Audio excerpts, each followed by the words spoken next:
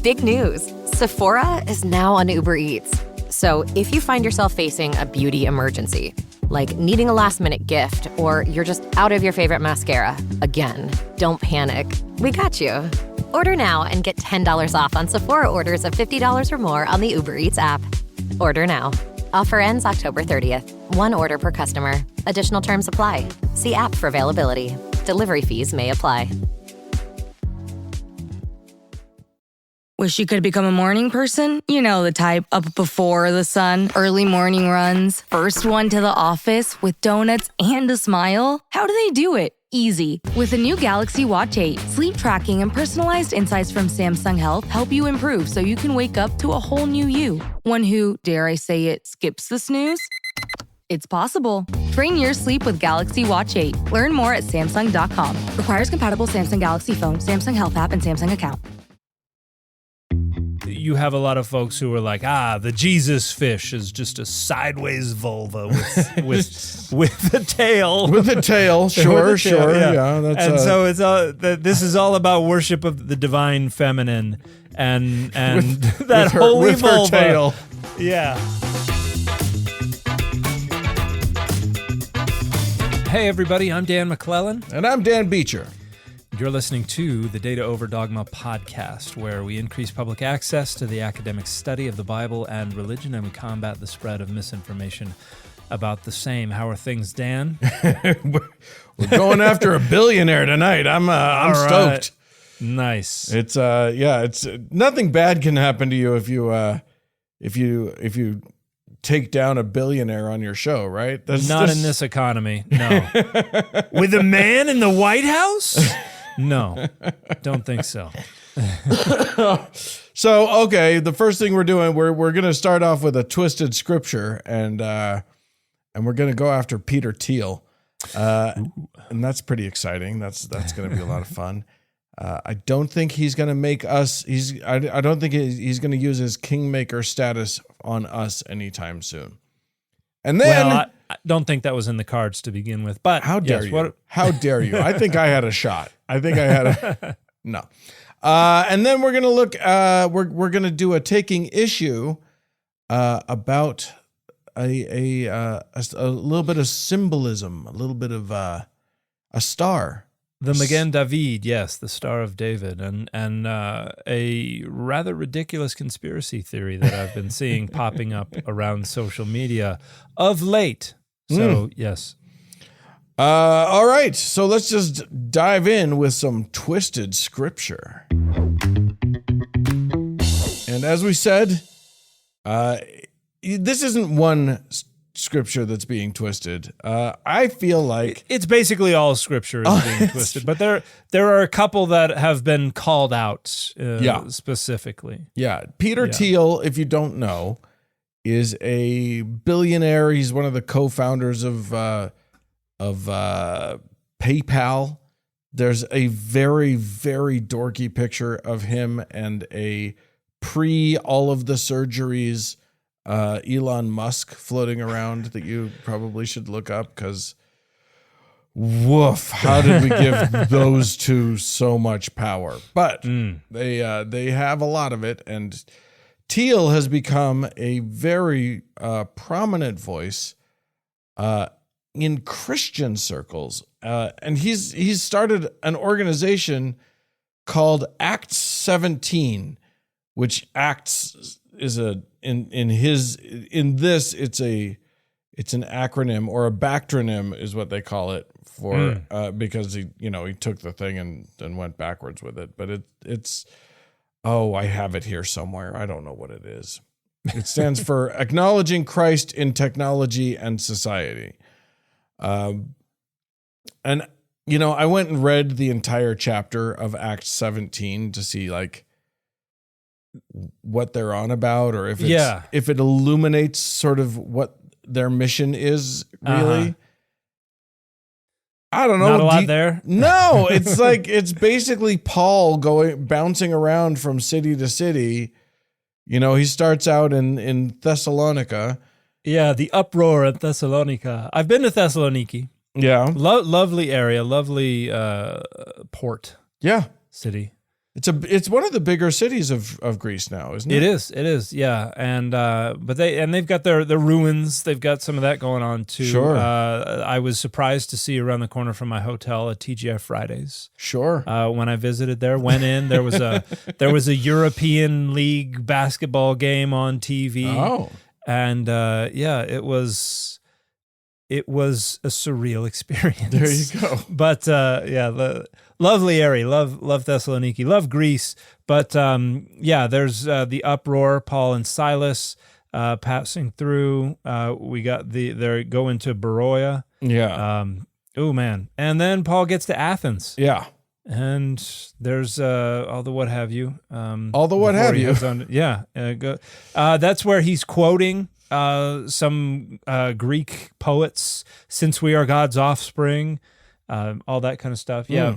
But it doesn't seem to be a mission statement. No, I think what you were wondering. It does point at a little bit of like end time stuff, and we're going to get to Peter Thiel and his eschatology. But it doesn't really, it's not, it has some of that, gods aren't made of gold or silver or stone stuff. And it's got some stuff that feels like, worry, repent, type stuff. But here are a couple of passages. I'll read these real quick and let me know if we're looking at Thiel and what he's doing through the lens of Acts 17, what is this saying? Right. In verse 18, also some Epicurean and Stoic philosophers debated with him. Some said, what does this pretentious babbler want to say?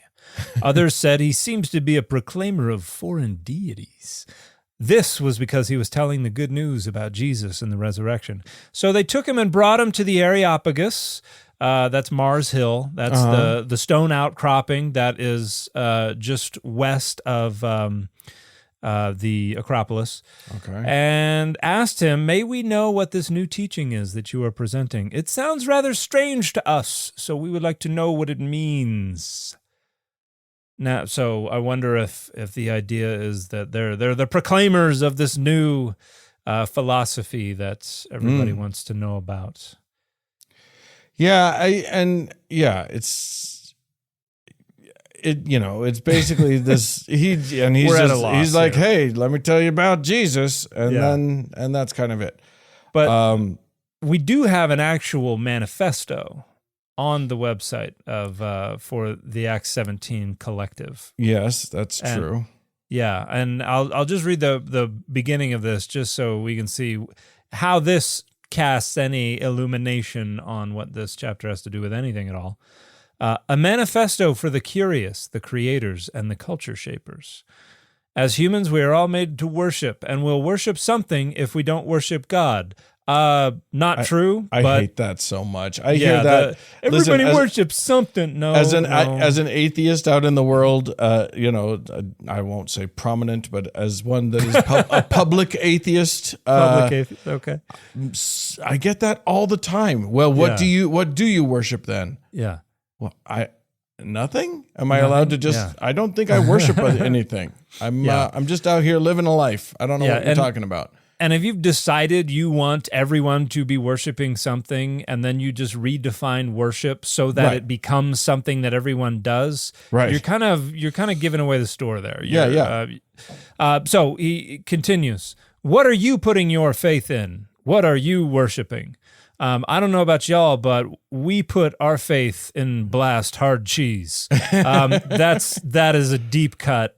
Not too deep a cut. I mean, that's one of the most popular Mystery Science Theater 3000 compilations out there. In a world where we're always building startups, audiences, reputations, it's easy to forget to ask what we're building toward. Fame, power, money, success, these things promise fulfillment, but often leave us wanting more. We believe there's something deeper worth exploring, not just for your work, but for your soul, not just for Sundays, but for your everyday, not just to fill you, but for you to find wholeness.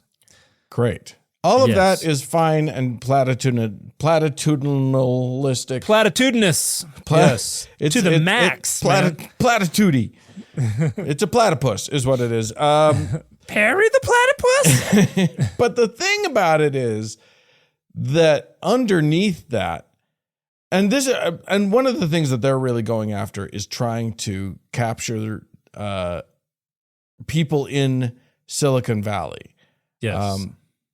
Which is notoriously, or at least has a reputation for being a little hostile to faith. Yeah.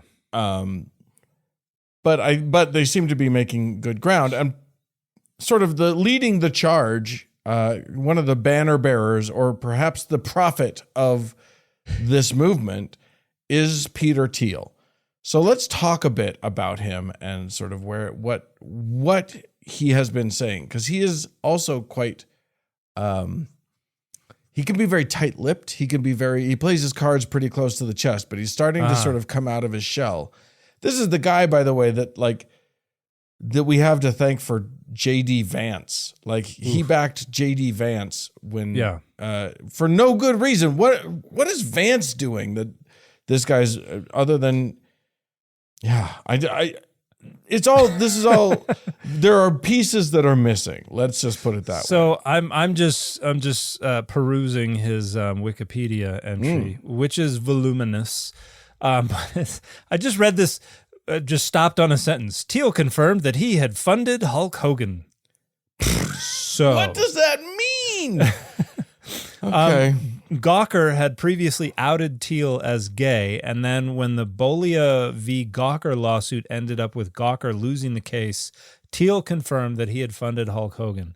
So it's talking about all his right-wing and conservative libertarian investments. Right. Yeah. I mean, this is one of those guys who talks about free speech all the time, but then, as is this case here, to get revenge on a publication that outed him as gay, he funded a lawsuit that Hulk Hogan could not himself have come close to affording, and just beat the smack out of this group. Yeah. All right. Let's get to Thiel's apocalypse. Yes. Because he has started to talk about, and here's the thing, I don't doubt the sincerity of his belief. Yeah. We're not in the business at the Data Over Dogma podcast of casting judgment on the sincerity of anybody's religious beliefs. No, that is true. So what he has been talking about is he's been talking about the Antichrist, or an Antichrist, an entity that is Antichrist, and he's not particularly clear on what or who that might be. He's doing a 4-part lecture series on the Antichrist, and from what I have heard, nobody is quite sure what he's talking about. Yeah.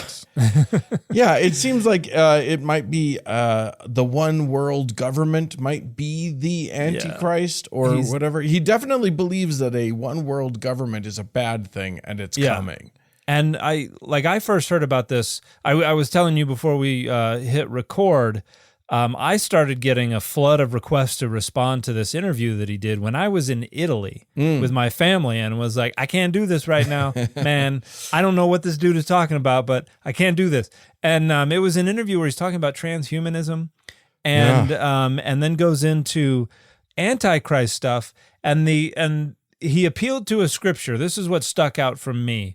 He said that the Antichrist's slogan will be peace and safety. Yes. And I was like, that is nowhere in the Bible, but I need to stop and look this up, and what on earth is he talking about? And he's talking about 1 Thessalonians 5, I think that 5:3. And to begin, the word Antichrist occurs, I think, 4 total times in all of the Bible, 4 or 5 total times in all of the Bible. All of them in 1 John or 2 John. Oh, okay. And they are used to describe anyone who is opposed to Christ. It is mainly an adjective. That person is antichrist or anti-Christian. There's one use that could suggest that it is referring to a specific individual. Okay. But or certain individuals. However, that use suggests that they're already there. They have arrived. Right. When the text was written, that is now in the New Testament. So it's not something that is off in the future. But what people have done, and because of the presupposition of univocality, they're like, well, this must be talked about elsewhere. Let's go into Revelation. Let's look for the big baddie, and we're going to say that's the Antichrist. Right. Let's go into Paul. Let's look at the man of lawlessness. We're going to say that's the Antichrist. And so you basically cobble together from the scattered Lego pieces, from these different, I don't know what they call them, engineers, different sets, and you're going to try to cobble together this picture of what this entity is going to be. And so he appeals to 1 Thessalonians 5:3, and it's talking about now concerning the times and the seasons, brothers and sisters, you do not need to have anything written to you, for you yourselves know very well that the day of the Lord will come like a thief in the night. When they say, there is peace and security, then sudden destruction will come upon them, as labor pains come upon a pregnant woman, and there will be no escape. Okay. So it seems that he is interpreting this prophecy about the second coming that says it will happen when they say there is peace and security, which basically the rhetorical point there is when they least expect it. Right. That's when, the Son of Man's going to be like, boo, gotcha. Right. That's when all this is going to go down. And now we've taken that and tergiversated it, and you've heard me use a lot of $2 words on this show. This is a $15 word. Yeah, I was going to be very impressed if that's an actual word. It is an actual word, and the only reason I know this word and use this word is because I learned it on my mission in Spanish. Oh. And came back and I was like, there's this word. Does it exist in English? And I looked it up and I was like, sweet, it exists in English. I'm using it. And but anyway, it basically means to twist something into something else to serve your own purposes. Right. To misrepresent. Because in no sense whatsoever is this saying the slogan of the Antichrist is peace and security. But it sounds like he's trying to say, hey, anybody who's telling you we're going to fix the world's problems, or at least we're going to try to fix the world's problems. We're going to come together and find a solution to all these social ills. He's wagging his finger saying that's the Antichrist, or at least that's some kind of precursor or catalyst for the Antichrist. In other words, he's saying don't do that. Don't try to fix the world's problems. Don't try to unify. You mentioned the one world government. It sounds like one of those idiotic conspiracy theories. The globalists are coming. But that was the only scripture I heard in the little bit of that interview that people kept tagging me in. Right. And I was like, well, this is already way off the rails. Yeah. So, and it's only got worse. It gets more off the rails the further he goes. And the thing that gets really weird, and that I have, believe me, I've tried to parse this out. I believe that this is just a cognitive dissonance that lives in his brain.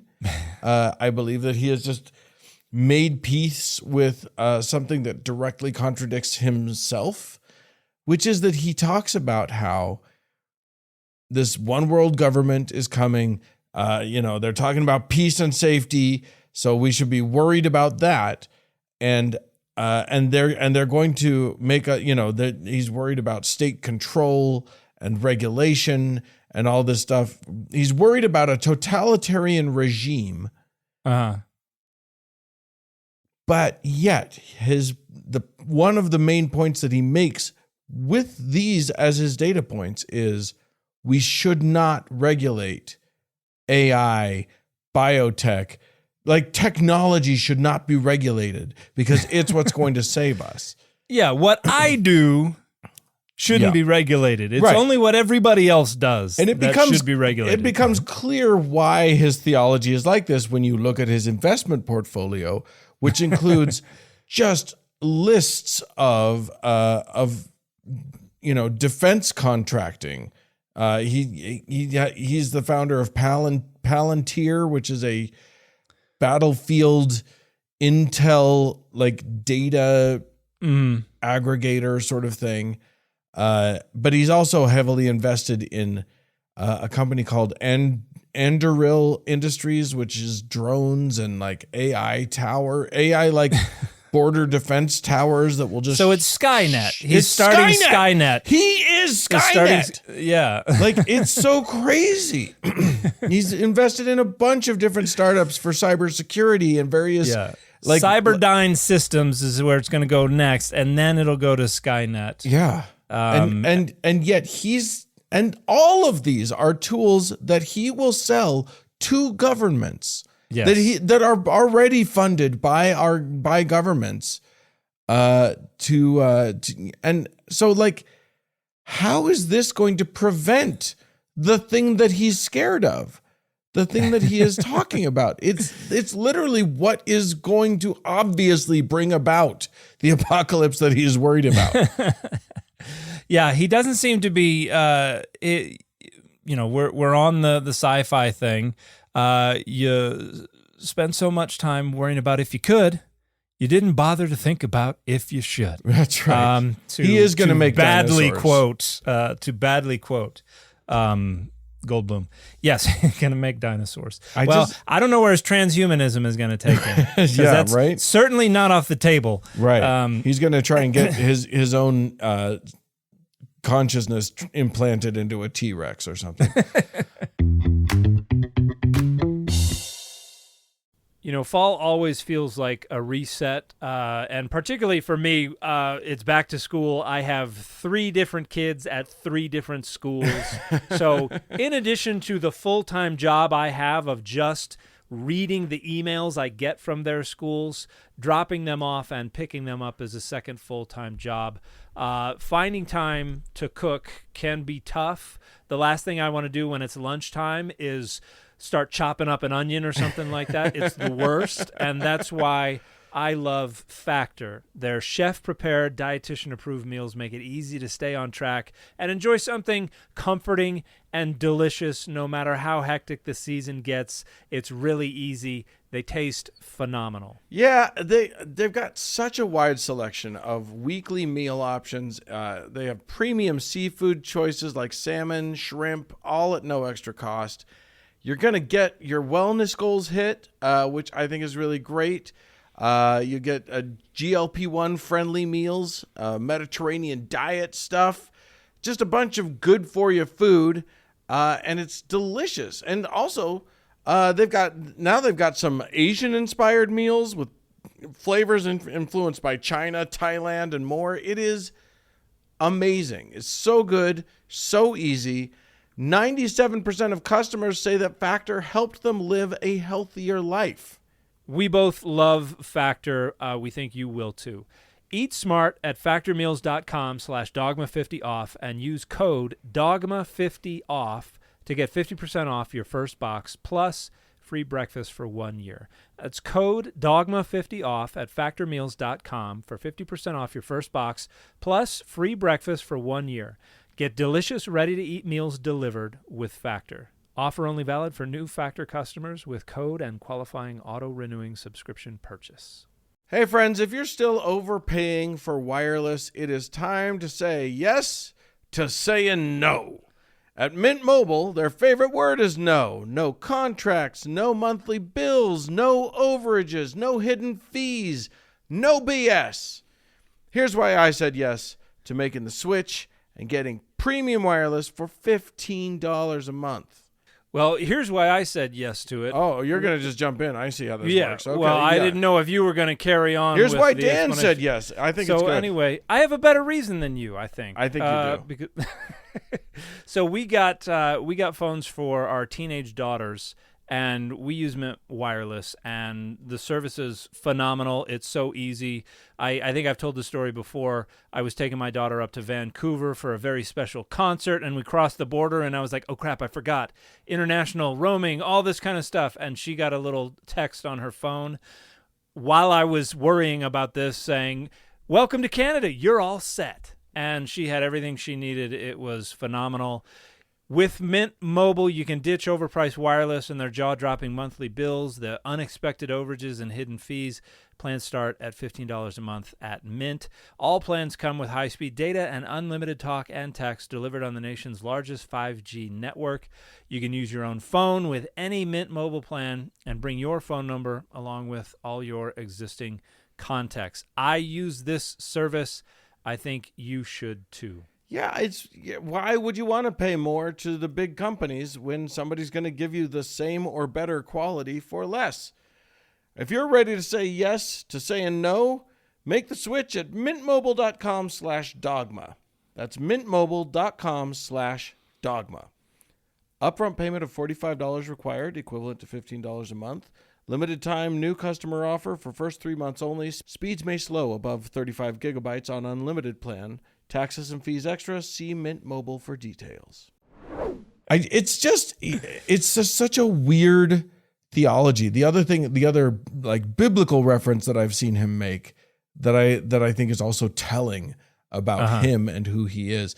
And I think, well, I think the story that we're getting to is the fact that, like everybody, he has taken his theological, he hasn't taken the Bible and then built the theology that he sees the Bible telling him to build. He has taken his life and then taken scriptures and built a theology around what he likes and what's important to him. Yeah. And what serves his interests. And then proclaimed that as the theology, as what's true. So the thing that I was getting to is he was talking about the 10 Commandments. Oh, yeah. And he talked about how the most important ones are the first one and the last one. And the first one is you have to believe in God. And the last one is don't covet. And like immediately I thought, a billionaire telling me not to covet. Yeah. We're just going to bookend the law. Yeah. It just rings a bit like, just don't stop wanting all my stuff. Yeah. It doesn't say anything about greed. It's just about wanting other people's stuff. Yeah. Right. If you want more of your own stuff and to multiply your own stuff, that's fine. Yeah. And if it requires taking it from others, as long as you're doing it your way. I think that's such an interesting attempt to just kind of take the law and just say, well, we just want the bookends. We don't need the books.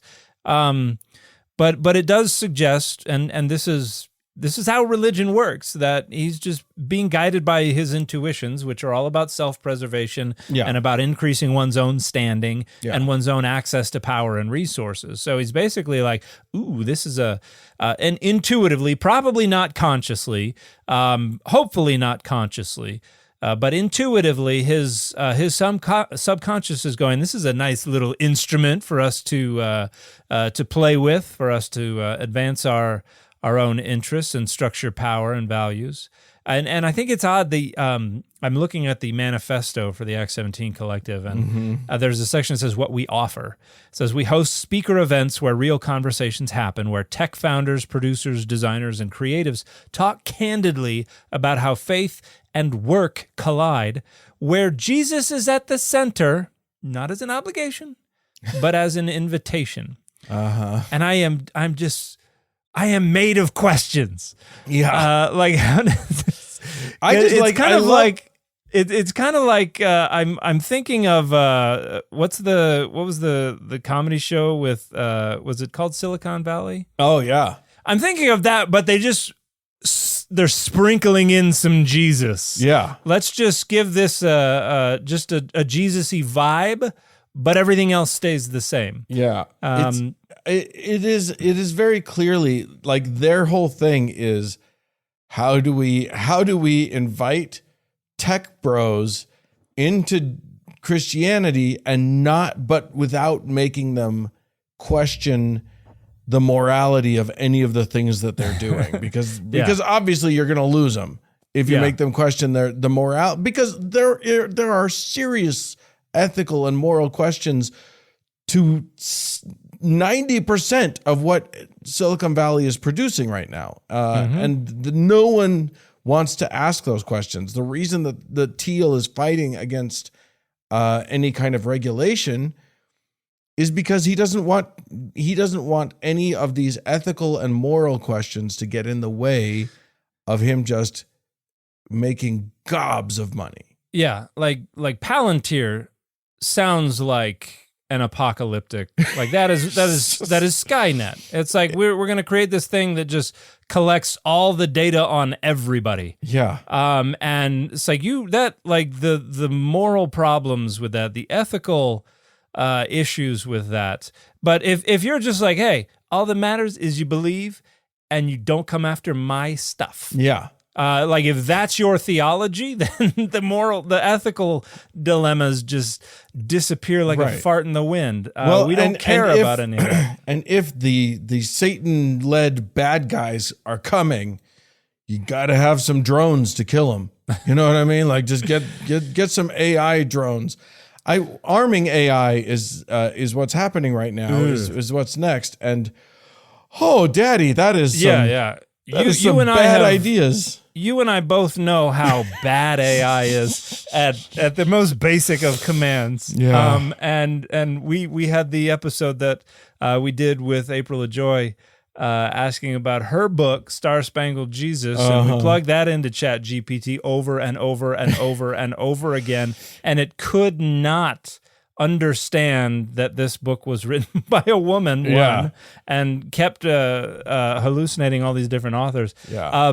So Thiel's doing these, I think is a 4-part Antichrist lectures out in San Francisco, and I have somebody on the inside, somebody who signed up for them, and after the first one, we talked, and they were like, yeah, I don't know what it was about. Like it was unclear what the thesis statement was.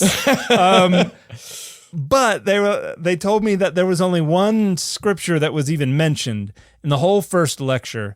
He evidently brought up Daniel 12:4. Okay. Which says, and this is our trusty NRSV UE, but you, Daniel, keep the words secret and the book sealed until the time of the end. Many shall be running back and forth, and evil shall increase. Now, that's not what he read in the thing. That's the NRSV UE. Okay. What he read in the thing was the King James Version, and I just want to read the end of it. Many shall run to and fro, and knowledge shall be increased. So this is what Thiel evidently quoted in some part of this first lecture. And the idea seemed to be that this is some kind of prophecy about the end times. And he seemed to be appealing to the scripture to suggest that in the end times, knowledge is going to increase. And obviously, as someone who is interested in AI and transhumanism and in all this kind of stuff, he wants to suggest that he's a part of contributing to knowledge increasing, and that this is maybe a sign that the end times are upon us. But when my friend told me that was the scripture, the only thing from the Bible that Thiel mentioned, I went and looked it up because I remember thinking, it strikes me that there's something weird about this verse. And when I read it from the NRSV UE, it ended with, "and evil shall increase." And that's because the King James Version says, "knowledge shall be increased." And the Hebrew there, if we look in the Masoretic text, the traditional authoritative manuscript of the Hebrew Bible, the last word is hadat, which would mean the knowledge. Okay. However, this word in the Aramaic square script is sometimes indistinguishable from the word hara'a, which would be the evil. And when we look at the ancient Greek translation of this passage, that's exactly what it says. And unrighteousness or evil, wickedness will increase. Okay. And so I find it odd that, well, one, obviously Thiel is not aware that the King James Version might not be the best translation of Right. this, but is also unaware that the prophecy to which he is appealing might say the exact opposite of Right. what he is leveraging it to say Yeah. regarding what's going on today,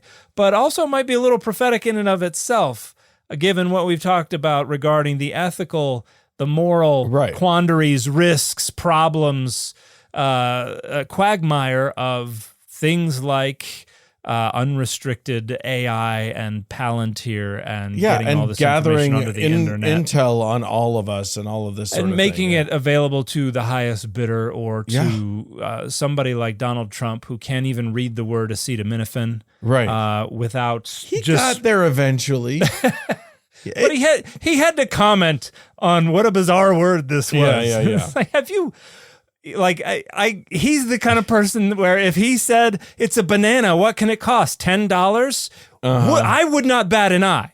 No. Like that wouldn't surprise me at all. That he couldn't read acetaminophen. But if he has access to this, like holy cow, that is dangerous. That is phenomenally dangerous. Yeah, I mean it's weird that Thiel can't see that, like, everything that I read about sort of apocalyptic bad guys in the Bible, and like you point out, the Bible doesn't connect Antichrist and the beast and the this and the that. Like these are all different entities or different stories or whatever. Different characters in different people's narratives. Yeah. Right. But let's just say, for the sake of argument, that they're the same or whatever. Okay. How Thiel doesn't see that it's him, that he's on the bad guy side of this thing Yeah. is, I mean, look, we're all the heroes of our own story. So that's just how that's going to work. But I mean, if you're going to invoke the Bible, if you're going to say that, these decisions, these ideas are based on your love of your Christian faith, and, if your manifesto of your organization is going to talk about centering Jesus, then don't we have to talk about no man can serve two masters, the parable of the rich fool, the rich young ruler, camel through the eye of a needle. Like, this man has wealth, the kind of wealth that no one could have imagined. Yeah. And any other time in history. Why is it, it ought to be the Acts 4 collective. Okay, or what's the Acts 4? The Acts 4 co-op. In Acts 4, it said all who believed in Jesus came together. They were united. There was no poor among them because they all, whatever they had, they sold, so that they could distribute the money each according to their need. If you're going to call yourself a collective, for crying out loud, what are you doing? Yeah, be a collective. Everybody want to be a collective until it's time to be a collective, and then it's like, no, but we mean authoritarianism is where we're coming from. We want to rule the world with an iron fist, and we think giving away all of our stuff is a bummer. Yeah, no, we don't want to do that. I mean, if there's anything that Jesus had to say about money over and over and over, repeated in all of the Gospels, everywhere you look, Matthew 19, Mark 10, Luke 18, all of these Luke are 12. just so many scriptures where Jesus, in the red letter scriptures, says, you have to, like, the only way to get into heaven is for you to sell your stuff and give it away to the poor. This is something that Luke, who is the author, whoever was the author of Luke is most likely the author of Acts. Right. Repeatedly, you have the story of the rich young ruler where Jesus says, you still got one thing left to do, sell all that you have, give the money to the poor, and he goes away upset because he was very wealthy. Right. And then Jesus says, look how hard it is for the wealthy to enter the kingdom of heaven. And people were like, that's a one-off. That was just personal counsel between Jesus and this kid. He looked at that one guy and he was like, I don't like the cut of his jib. But we talked about Luke chapter 12, where the guy says, tell my brother to divvy up the inheritance to me. And Jesus concludes his parable of the rich fool by saying, sell your possessions. Right. To his disciples, his followers, everybody there. Yeah. He's like, sell all your possessions, give the money to the poor. And don't build that bigger barn. Don't do it. Yeah, because your life will be required of you, sucker or fool. And then the same author is the one who talks about how in Acts they all lived communally. Yeah. Maybe not communism, but communalism at the very least, selling everything that they had, and we have the poor couple that was like, we're not gonna sell everything. We're not gonna give all the money in it. I'm gonna keep a little bit. And then Peter was the one who got to say, your life is required of you. And God, in whatever way befitted the circumstance, God decided to off them. Yeah. And Peter, it was such a cold line when Peter was like, the feet of the people who've carried off your husband's corpse are at the door for you. Yeah. Like, that is cold-blooded. Hey, they're back. They're back, and guess what? You're gonna die. It's your turn. That's pretty cold-blooded. But the message is pretty consistent. This obscene wealth is not a good thing, and I think Thiel is a good illustration of the rationalizing and the cognitive dissonance and the inestimable harm that can befall the world because of that kind of wealth being concentrated in the hands of one individual, or one collective, so-called. Oh gosh! All right. Well, I think we've pounded on poor Peter for long enough. Rhetorically speaking. Yes.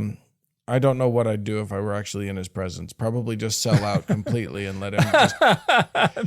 I would come back on this show in a heartbeit and just recant... I've got an opportunity for you, Peter. Recant everything that I've said for the right price. Call me Peter Thiel. I know you can get my number. All right. Let's move on then to taking issue.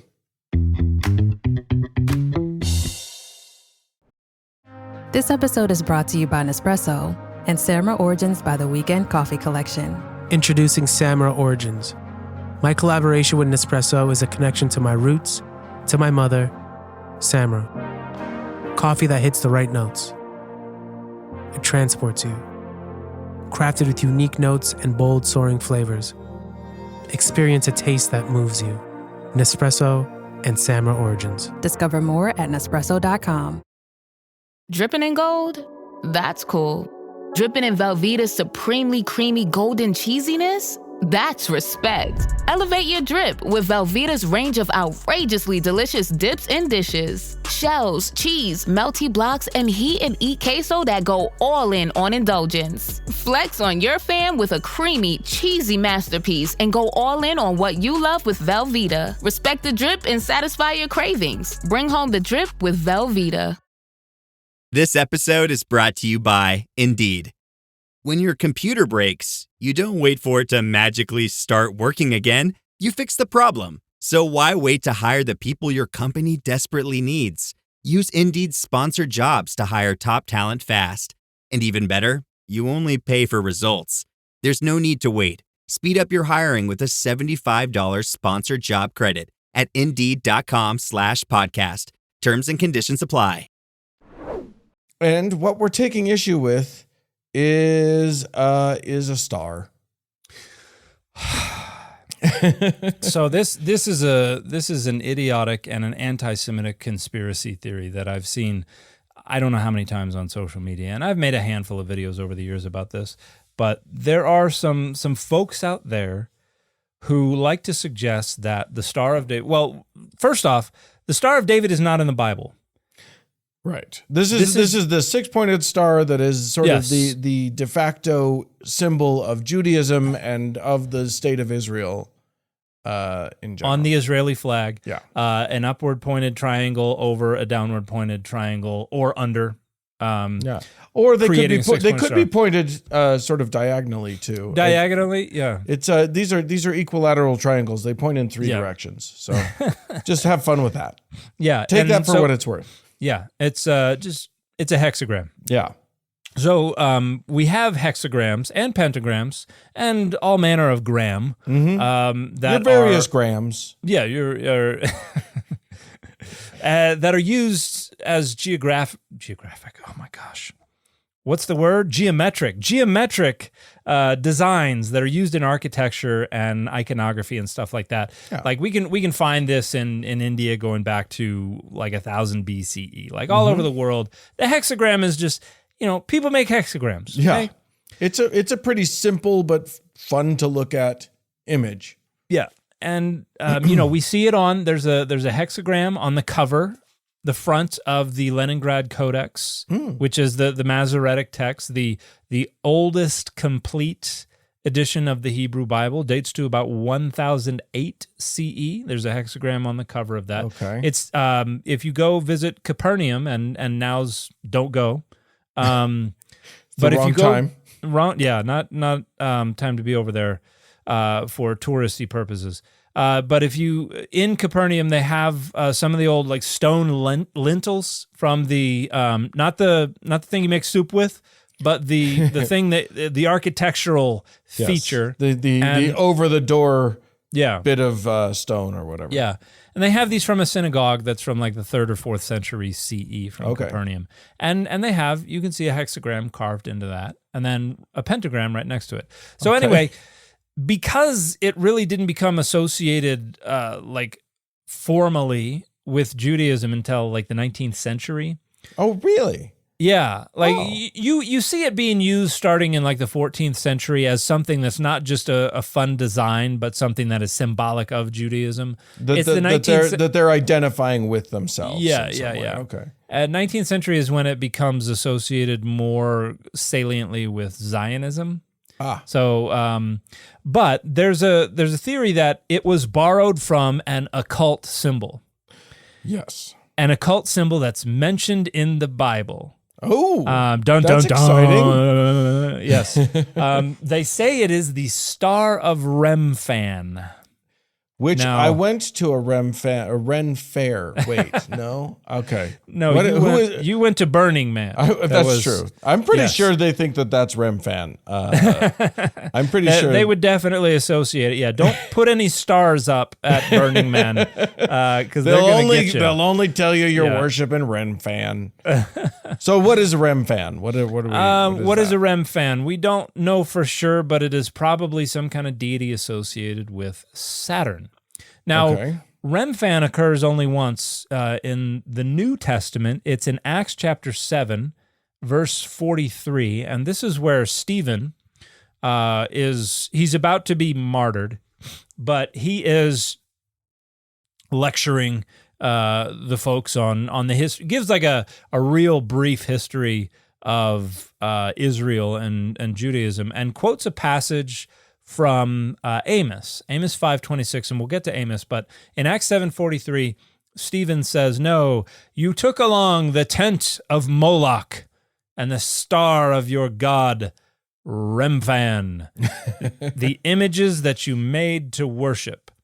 So Stephen is upset about this, but he's quoting a Greek translation of Amos 5:26. Now, when we go back into Amos 5:26, here's what it says in the Hebrew. You shall take up Sikut, your king, and Kiwan, your star god, your images which you made for yourself. A little different. Doesn't sound quite the same. Yeah. We got a few things going on here. Sikut is being misunderstood as having something to do with the Greek word skini, which is like a tent. Okay.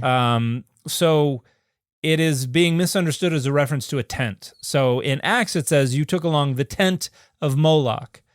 In the Hebrew we have Sikun, your king, and the word Melech, king, is being misunderstood by the Greek translators as Moloch, which a lot of people which a lot of people think is this this god of child sacrifice. Oh my God! You hear that all the time. Yes. in some evangelical TikTok, somebody will be Yes. like, they're worshipers of Moloch. And, Right. I'm and again, Yeah. as an atheist, I'm a Moloch worshiper somehow.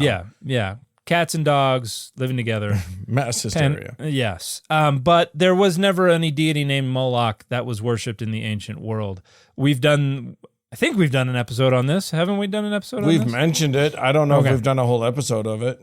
All right. Well, in short, this is just a word that referred to a specific type of sacrifice, and the Greek translators didn't know that word, Yeah. and so they thought it was the name of some deity. So the deity Moloch never existed. Not in the sense that there were other deities running around, but this one was a fake one. Right. But in the sense I was that going to nobody say, from ever my worshipped. perspective, none of the deities existed. But I get what you're saying. Yes. Yes. And then we have Kiwan, or Kiyun in the Hebrew, is probably a Hebrew transliteration of an Akkadian deity named Kiwan, which Okay. was probably a deity associated with Saturn. Your image is yada, yada, yada. But in short, this name Kiwan has been replaced with this other name Remphan, which is probably either an Egyptian or a Greco-Roman deity, minor deity, JV deity, who probably had something to do with the planet Saturn. But because it mentions a star, and because the Star of David is a manner of star, It is. Sure. the conspiracy theorists just go, and here I'm thinking of the court scene from My Cousin Vinny. Identical. They're just arbitrarily Right. imagining, well, this must be the same star. Yeah. Because, how many stars you got out there? Not as that old fool said, billions and billions Right. and billions. No, there's only one. So this star of Remphan has to be the Star of David. So there's a conspiracy theory out there that, and because of, we've also got the mistranslation Moloch, Remphan and Moloch also must be identical. Yeah. So obviously the worship of Remphan must also involve child sacrifice, dogs and cats living together, mass hysteria, all of the goodies. So it's an anti-Semitic conspiracy theory that suggests basically that Jewish folks in the 19th century, and precisely the family that they think started it all, the Rothschilds. Sure. Yeah. That they consciously, intentionally were like, let's take this occult star that commemorates our worship of Remphan, and let's make that the official symbol of Zionism and of Judaism. And then it gets even worse because we have a hexagram and a pentagram that are found in some literature from the 19th century. There was a book called The History and Practice of Magic by a French author who went by a pseudonym, Paul Christian. Okay. And he's talking basically about all this symbolism that he's found in these grimoires and all this kind of stuff. Yeah. And he draws a picture of a medallion that on one side it has a hexagram with a bull's head in the center of it, and then on the other side it has a pentagram. And it's called the Talisman of Saturn. And he says it is a preservative against danger of death through apoplexy, cancer, decaying of the bones, consumption, dropsy, paralysis, phthisis, PHTHISIS, phthisis, against the danger of being buried alive while in a state of coma. The universal anxiety. Yeah. Against the danger of violent death through secret plotting, poison, or ambush, this talisman preserves women from the mortal perils which accompany or sometimes follow childbirth. If in time of war the leader of an army hides the talisman of Saturn in a place which is in danger of falling into the enemy's hands, that enemy will be unable to cross the limits set up by the presence of the talisman and will then retreat, either discouraged or overcome by a resolute counterattack. Okay. So the conspiracy theorists will suggest that this talisman that is invented in the 1850s by Paul Christian goes all the way back to the ancient world. Yes, of course. And it so does. all Jewish uses of this symbol are derivative of its use as a symbol of Saturn and the gods Remphan and Moloch. It's always been very funny to me in the to coin a phrase in the symbology in the look when I'm a symbologist. when one looks at symbols, when you take something as simple as a 6-pointed star or a 5-pointed star, if you want to talk about like Satanism or whatever, like, yeah, throughout the centuries, throughout the millennia, lots of people are going to have used a very simple symbol like that for various different reasons. Mm-hmm.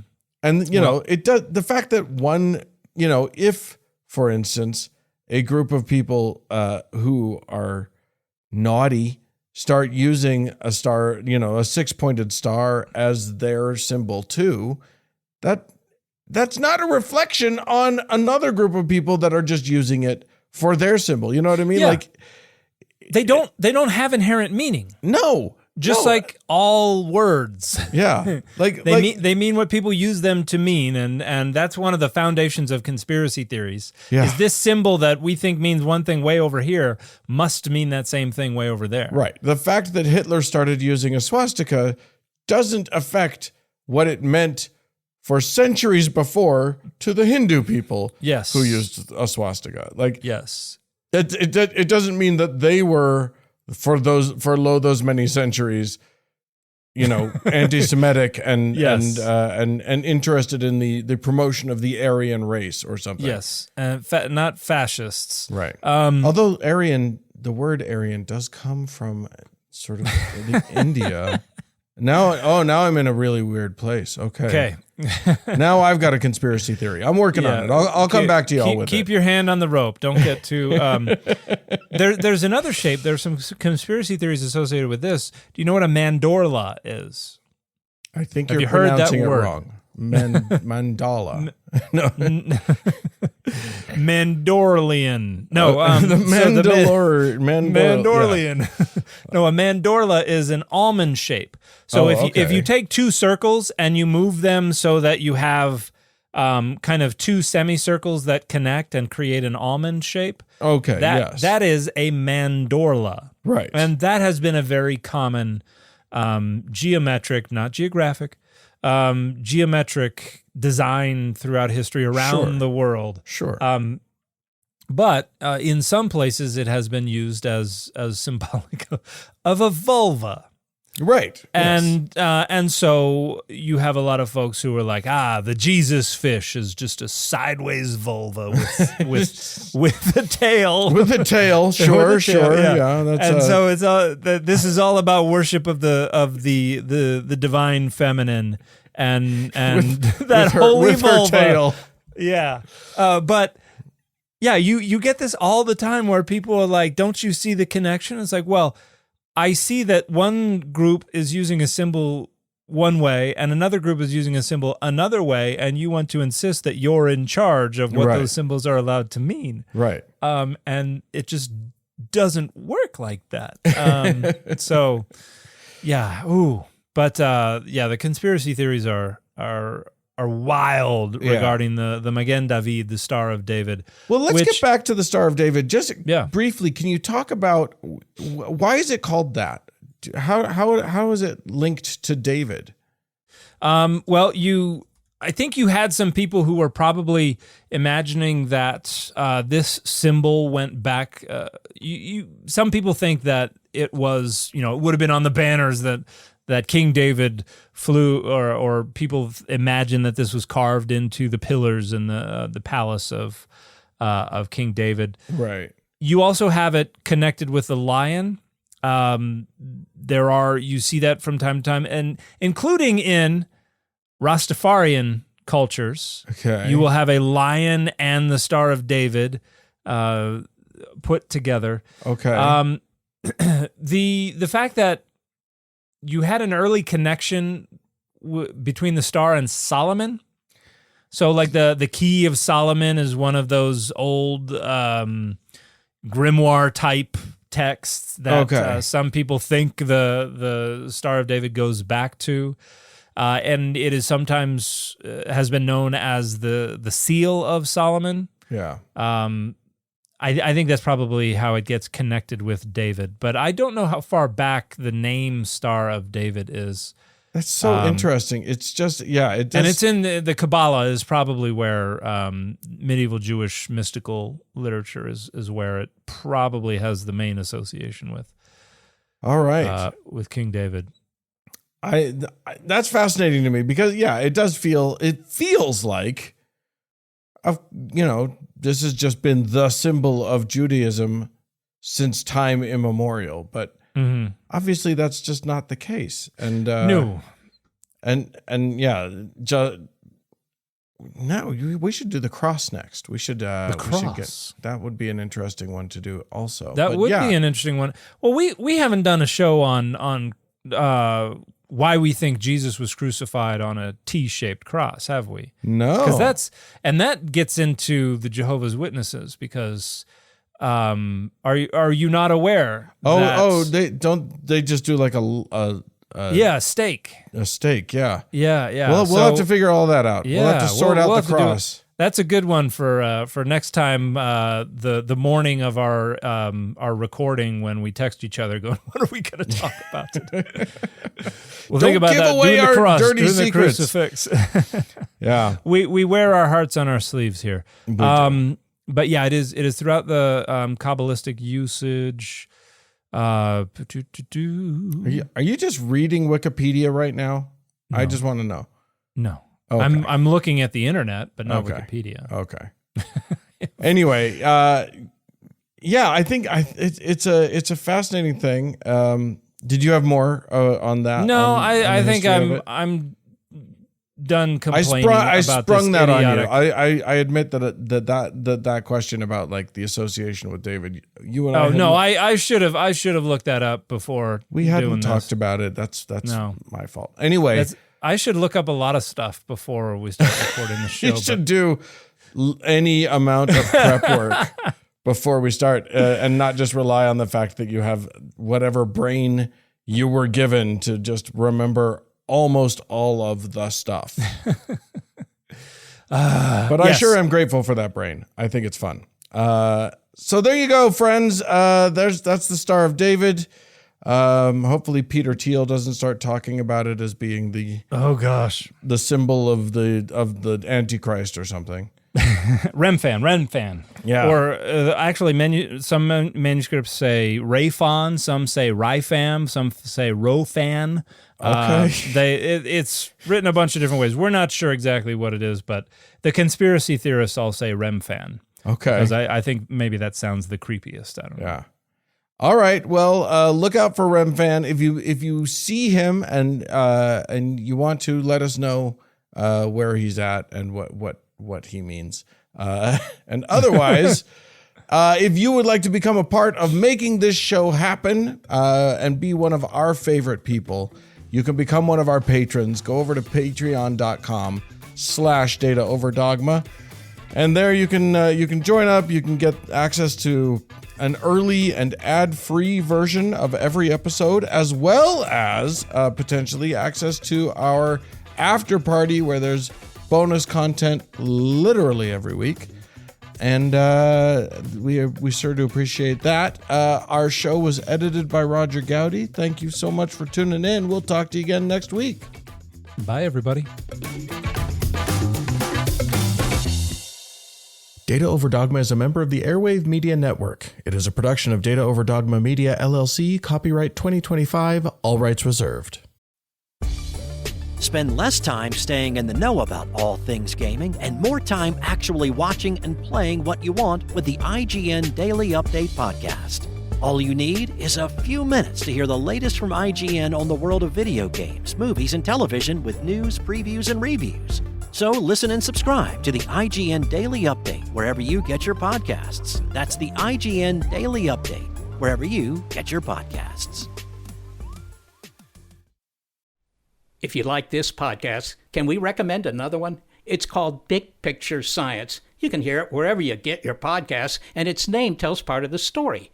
The big picture questions and the most interesting research in science. Seth and I are the hosts. Seth is a scientist. I am Molly, and I'm a science journalist. And we talk to people smarter than us, and we have fun along the way. The show is called Big Picture Science, and as Seth said, you can hear it wherever you get your podcasts.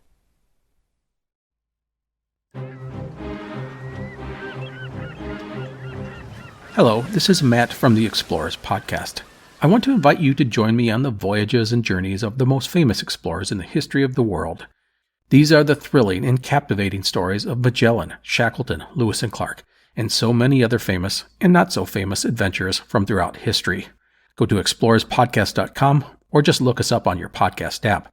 That's the Explorers Podcast.